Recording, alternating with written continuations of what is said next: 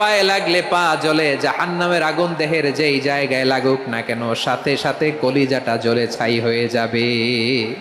নারুল্লাহিল মুকাদা আল্লাতী তাত্তালিউ আলাল আফইদা। জাহান্নামের আগুন গায়ে লাগলে আপনার কলিজা পুড়ে ছাই হয়ে যাবে। ওই জাহান্নামে আমরা যেতে চাই?